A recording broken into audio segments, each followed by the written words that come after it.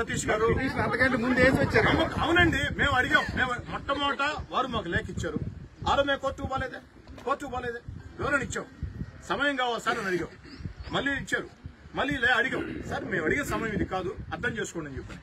వాళ్ళు ఇవ్వలేదు కాబట్టి ఓహో సహజ న్యాయ సూత్రాలు భిన్నంగా జరుగుతుందని కోర్టుకు పోవడం తప్పు కాదు కదా. భారతీయుడిగా అటక్ నుంచి కటక్ దాకా, కాశ్మీర్ నుంచి కన్యాకుమారి దాకా విస్తరించిన సువిశాల భారత పవిత్ర పుణ్య దేశంలో భారతీయుడిగా పుట్టిన ప్రతి ఒక్కడు, రాజ్యాంగం మీద నమ్మకం ప్రతి ఒక్కడు కోర్టుకు పోవటం మామూలే కదా. ముఖ్యమంత్రులైనా, మంత్రులైనా, ప్రధానమంత్రులైనా కోర్టు పోతున్నోళ్లే కదా. దాంట్లో ఏం తేడా లేదు కదా. అది సాక్షి సతీష్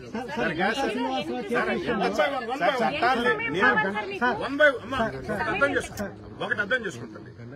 మీరు ఎంతసేపు అడిగినా ఎర్రటి ఎండ, పైన ఎండ, మీకు నాకు నెత్తిన మండ, కాళ్ళు కాల అయినా మీరు ఎంతసేపటి సమాధానం చెప్తాం. 1 by 1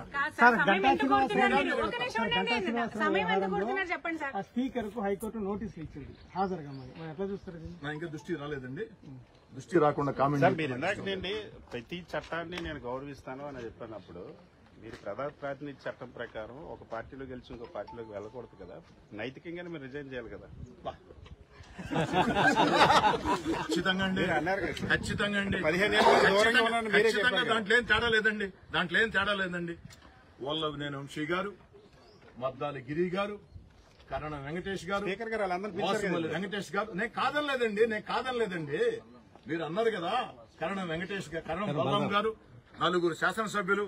ఎట్లండి మనం చేస్తే మాత్రం అది పవిత్రం. ఒక నిమిషం తల్లి, అవతల వాళ్ళు చేస్తే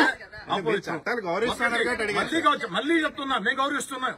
మీరు పాయింట్ సాక్షి సతీష్ పాయింట్ మిస్ అవుతున్నారు. మీరు వైఎస్ఆర్ కాంగ్రెస్ పార్టీ మమ్మల్ని సస్పెండ్ చేసిన తర్వాత, అమ్మా రెహనమ్మా, ఎన్టీవీ రెహనమ్మా, వైఎస్ఆర్ కాంగ్రెస్ పార్టీ మమ్మల్ని సస్పెండ్ చేసి వాళ్ళ రైట్ సార్, మీ నైతిక బాధ్యత.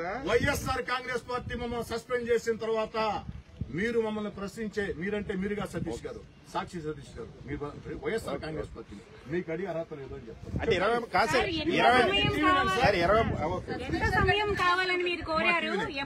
ప్రశ్నలు అయిపోయినాయి. అక్కడ 3 ఇచ్చి, ఎందుకంటే బ్యాలెన్స్ చేద్దాం. 4 రోజులు సమయం కావాలని అడిగామమ్మా. ఇప్పుడు కూడా ఏమ్మా మా మీద కొన్ని ఆరోపణలు చేశారమ్మా, కొన్ని ఆధారాలు ఇచ్చారమ్మా. ఆ సీడీలు ఓపెన్ కావటం లేదయ్యా, మెటీరియల్ ఏం లేదయ్యా. ఇప్పుడు మీ సమక్షంలో ఒరిజినల్ సీడీలు ఇవ్వండి, బయటికి వెళ్లి కావాలంటే ప్రశ్న అంతా పిలుద్దాము, టీవీ పెడదాము, సీడీ ఓపెన్ చేద్దాము అని కూడా చెప్పామమ్మా.